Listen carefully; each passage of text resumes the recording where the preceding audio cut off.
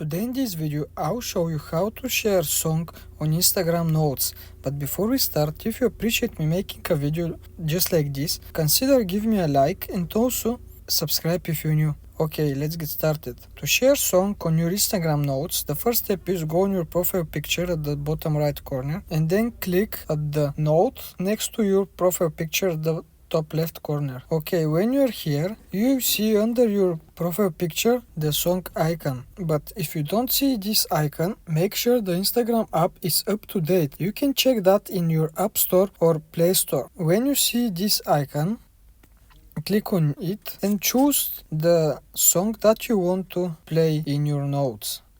When you select the song, you can go and hear the selection, you select it, then press done. And when you are ready, press share at the top right corner. And that's all. If this video helped you out, leave me a like and also subscribe if you're new.